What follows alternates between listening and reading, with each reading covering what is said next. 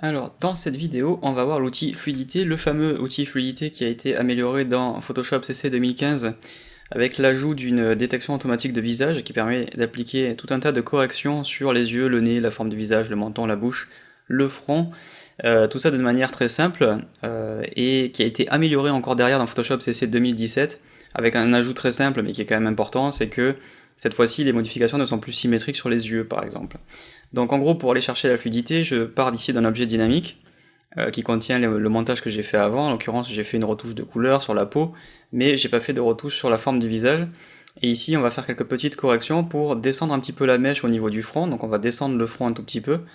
On va corriger un peu la forme de la bouche pour la rendre en fait un tout petit peu plus symétrique, mais vous voyez qu'avec l'espacement entre les lèvres, ça donne une forme un tout petit peu bizarre. Et là, c'est carrément une faute de ma part, c'est-à-dire que c'est au photographe de diriger le modèle. Donc en général, les modèles ouvrent spontanément un tout petit peu les lèvres euh, pour mettre en valeur les lèvres et le make-up. Ici, c'était un tout petit peu trop. Et bah, c'est pas grave, on va se servir de la fluidité pour le corriger en partie. Ensuite, on pourrait faire un petit peu de tampon, mais vous allez voir que ça va faire une grosse partie du travail. Quand on va chercher filtre, fluidité, on va avoir une fenêtre qui va apparaître, qui a pas mal changé au fil du temps, hein, si vous êtes habitué à la vieille fenêtre de la fluidité, c'est ici que ça va se passer. Donc on va trouver, vous le voyez ici, modification des traits du visage qui est déplié puisque un visage a été détecté, on peut donc en avoir plusieurs.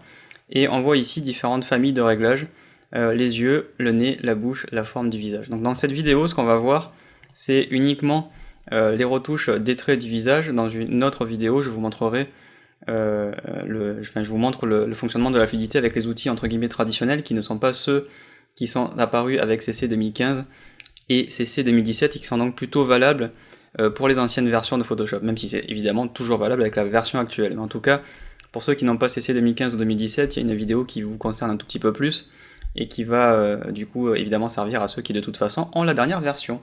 Donc ici, ben, les glissières, je pense que de toute façon c'est assez clair, à taille des yeux, hauteur des yeux. Si vous n'êtes pas sûr, vous regardez ce que ça fait. Donc ici en l'occurrence, ça permet de compenser éventuellement un œil qui serait un petit peu plus fermé que l'autre. En l'occurrence ici, celui-là, on voit que si on change la taille des yeux, ça change vraiment tout l'œil, alors que la hauteur des yeux va se concentrer un petit peu plus sur le milieu, et ici on pourrait grossir un tout petit peu pour compenser le fait qu'à cause du soleil, il y a un œil qui se ferme un peu plus que l'autre. Si ça vous choque pas, vous laissez sur 0, et si vous voulez que ce soit symétrique, vous cliquez sur la petite chaîne et vous voyez que du coup ce sont les deux qui vont bouger. En général, on a tendance à grossir un tout petit peu les yeux pour les mettre un petit peu plus en valeur. Il faut pas que, voilà, là c'est monstrueux évidemment, donc il faut y aller doucement et on met en général un tout petit peu. L'inclinaison des yeux, c'est très très rare quand même d'avoir à les réincliner, donc ici évidemment je vais pas le changer. Pareil pour la distance oculaire, pour le rapprochement entre les yeux, c'est quand même assez rare d'avoir à le faire.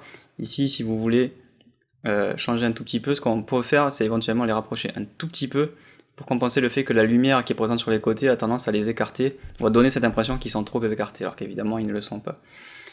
Hauteur et largeur du nez, pareil, tout ça, ça va être très subjectif, ça va dépendre de ce que vous voulez faire avec la modèle, évidemment, ou de vos goûts personnels, mais en général, il faut quand même instaurer le dialogue, de ne pas faire des retouches structurelles sans informer le modèle. Ici, le nez, on peut le rendre plus haut, plus bas, donc pareil, ici, je vois pas de raison de lui changer la position du nez, les modifications sont plutôt sur la bouche à faire ici. Alors le sourire, évidemment, il va détecter la commissure des lèvres et appliquer un sourire sur cette photo spécifiquement. Ça va rendre les choses un tout petit peu bizarres si on la fait sourire. Par contre, ça marche pas mal ici, de les redresser un tout petit peu vers le bas, de rendre la lèvre supérieure un tout petit peu plus haute, et de diminuer la largeur de la bouche, et de diminuer la hauteur de la bouche, pour qu'on ait l'impression qu'elle ferme un tout petit peu plus la bouche. Voilà.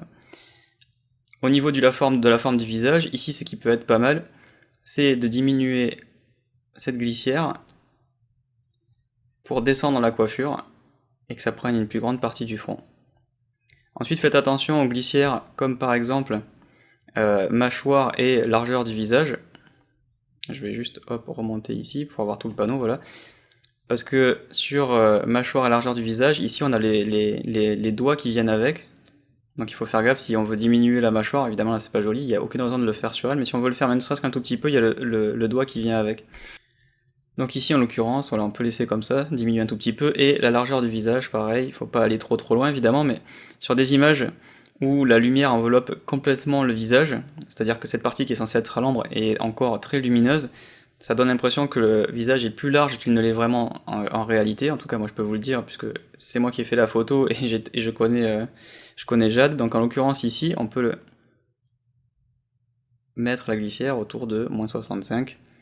Et par rapport au positionnement de la bouche, maintenant, on saura pas mal. Ensuite, on va cliquer sur OK.